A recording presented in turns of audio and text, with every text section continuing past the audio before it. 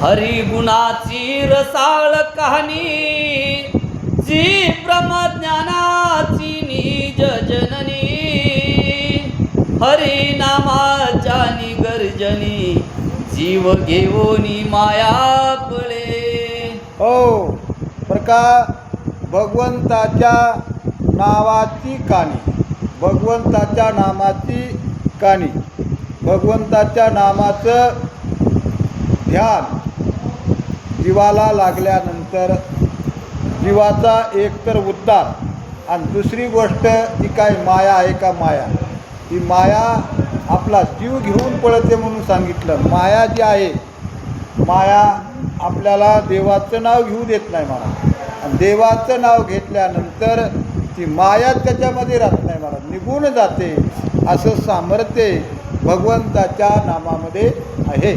माया पळता पळून लाहे, हरी नाम दाके विरोनी जाये.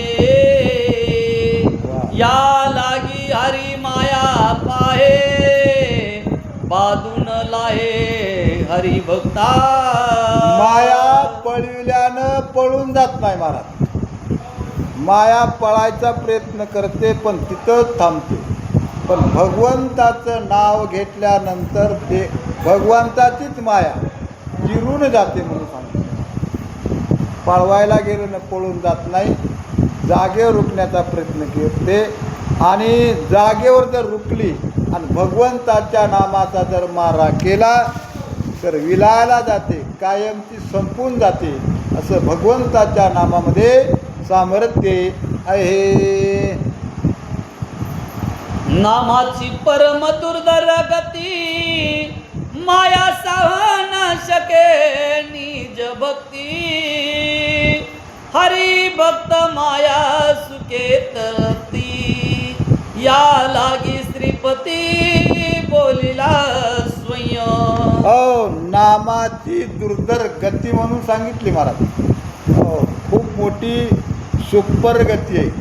नामाच्या गतीमुळे मध्ये, नामाच्या गतीपुढे माया टिकतच नाही. एवढी गती नामाची, एवढी गती आहे, आणि त्या नामाच्या गतीनं माया विलयाला जाते म्हणून सांगितले.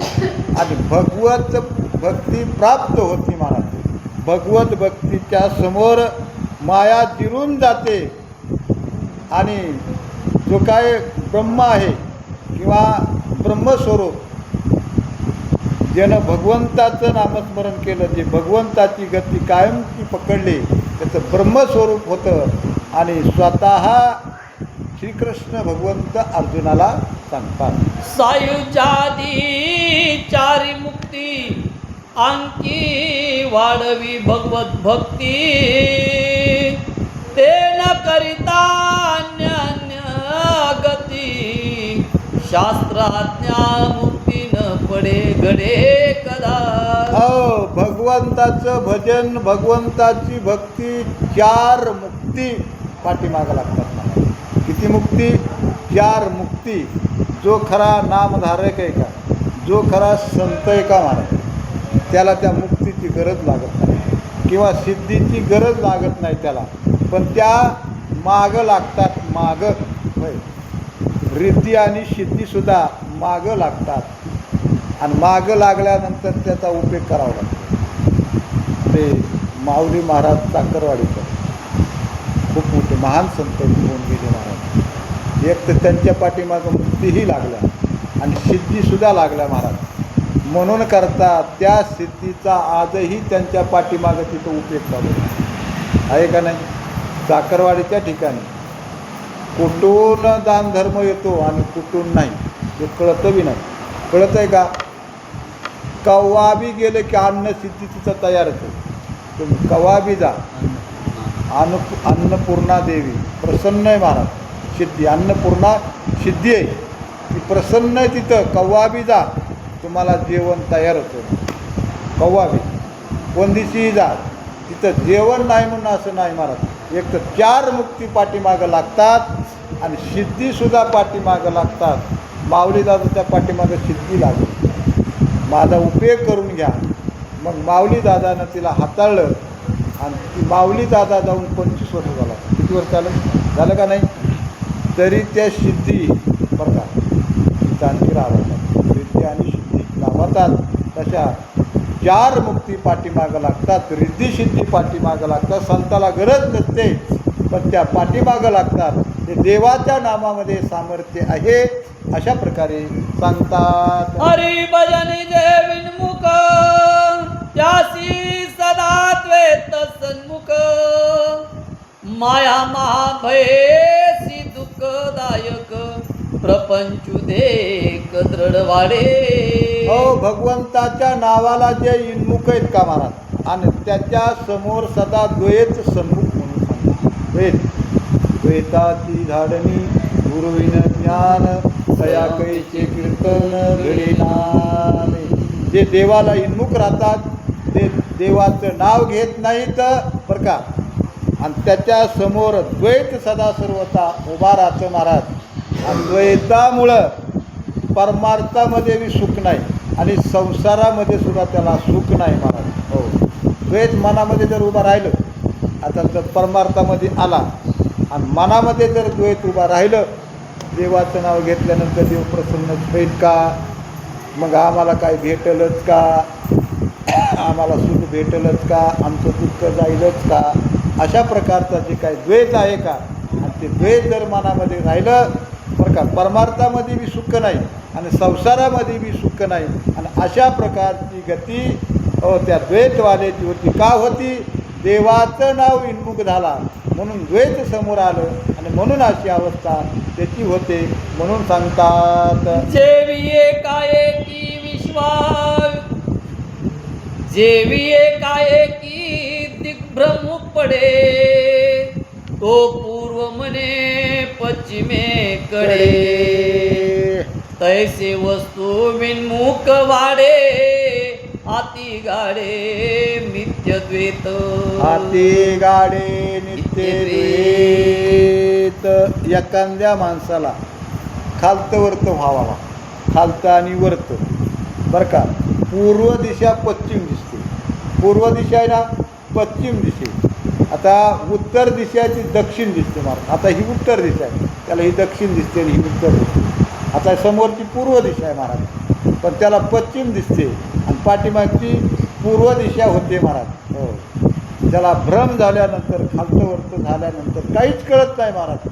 आणि तशा प्रकारची अवस्था देवाच्या नावाला इन्मुख झाल्यानंतर एकतर परमार्थामध्ये बी भ्रमल्यासारखा होतो आणि संसारामध्ये सुद्धा त्याला भ्रम झाल्यासारखा होतो.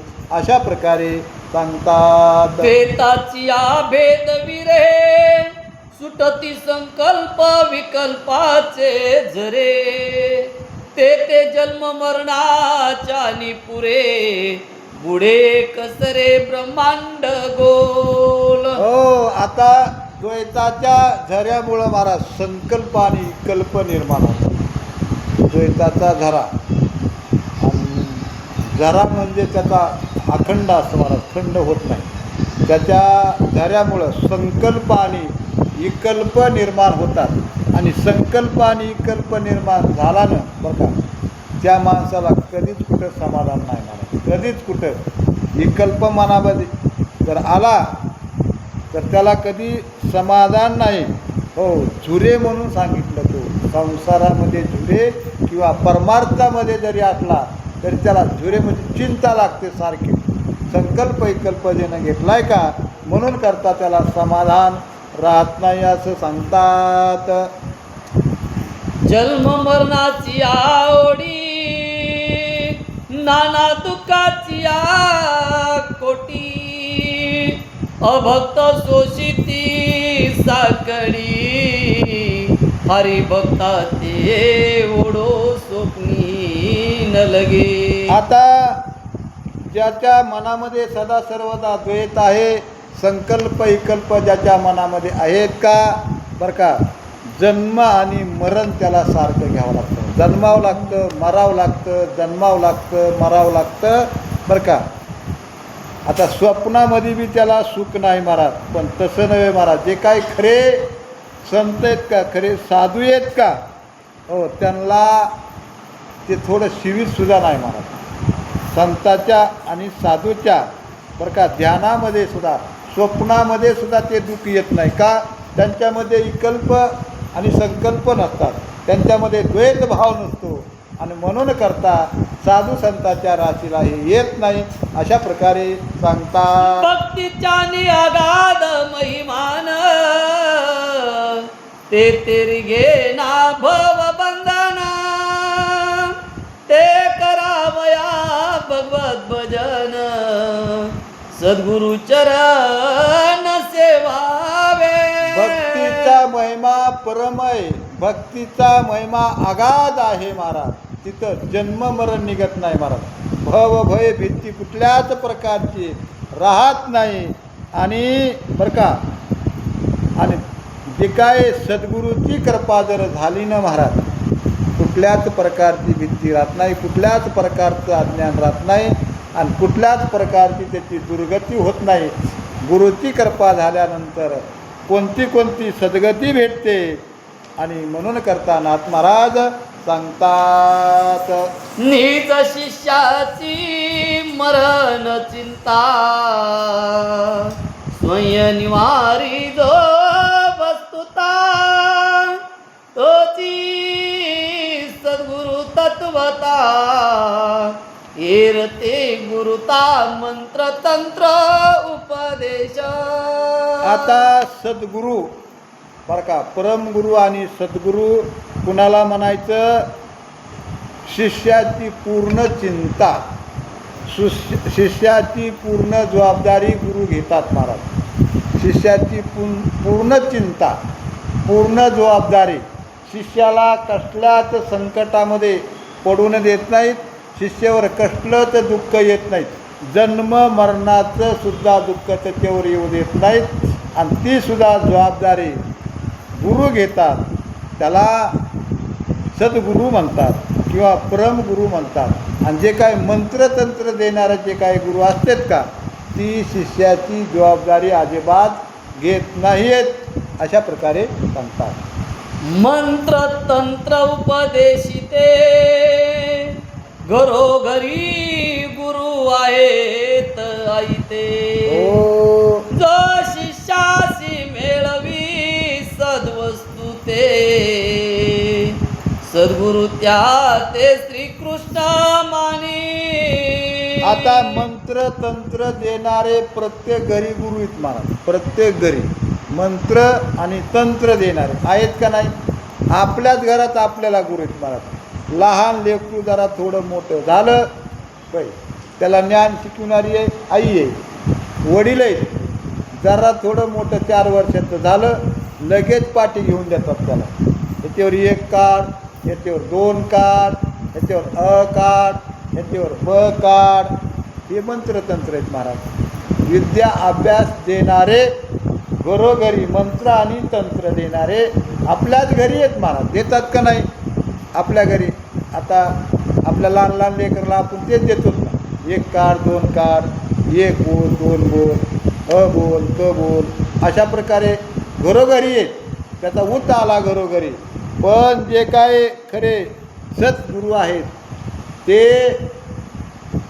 शिष्याला ब्रह्मज्ञानाची प्राप्ती देतात महाराज. ब्रह्मज्ञानाची प्राप्ती ब्रह्मज्ञान देतात किंवा शिष्याचा कायापालट करतात. तर घरोघरी आहेत ते करू शकत नाहीत. करतात का?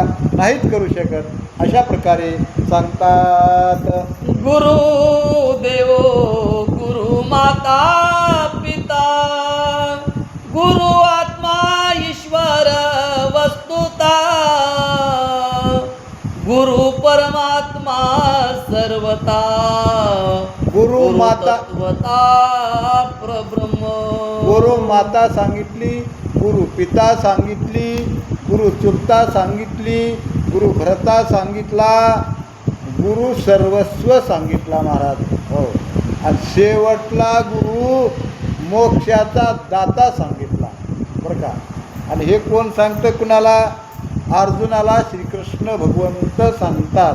गुरुचा महिमा असा, आईसारखा अधिकार गुरुचा आहे, वडिलासारखा अधिकार गुरुचा आहे, सगळं काही ज्ञान देण्याचा अधिकार गुरुचा आहे, असं सामर्थ्य गुरुमध्ये आहे. म्हणून करता गुरुपेक्षा श्रेष्ठ कोणी नाही, असे स्वतः श्रीकृष्ण सांगतायत. गुरुचे उपमे समान पाता जगी न दिसे आन आगाध गुरुचे महिमान तो भाग्यवीन घडेना. गुरुच्या महिमेसारखा महिमा जगामध्ये नाही, गुरुच्या ज्ञानासारखं ज्ञान जगामध्ये नाही महाराज. गुरुच्या अधिकारासारखा अधिकार जगामध्ये नाही आणि भाग्याशिवाय घडत नाही. उजळले भाग्य आता आवली चिंतावरली संत दर्शनी हा लाभ पद्मनाभ जोडीला. गुरुच्या आशीर्वादानं किंवा गुरुच्या कृपेनं देवाची भेट होते महाराज. देव भेटल्या जातो असं गुरुचं सामर्थ्य आहे.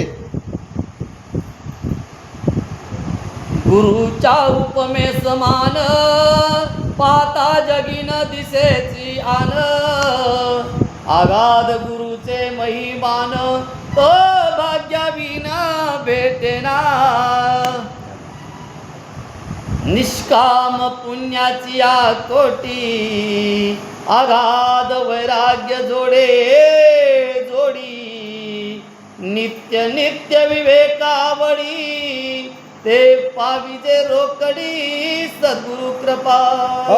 निष्काम बर का, निष्काम पुण्य लागतं महाराज. काम पुण्य नाही, निष्काम पुण्य. निष्काम पुण्यामुळं बर का वैराग्यवान माणूस निर्माण होतो. निष्काम पुण्य केलं ना, ज्यानं निष्काम पुण्य केले तो वैराग्यवान जन्मतो, वैराग्यवान होतो किंवा विवेकवान होतो महाराज. आणि त्याच्यासाठी भाग्य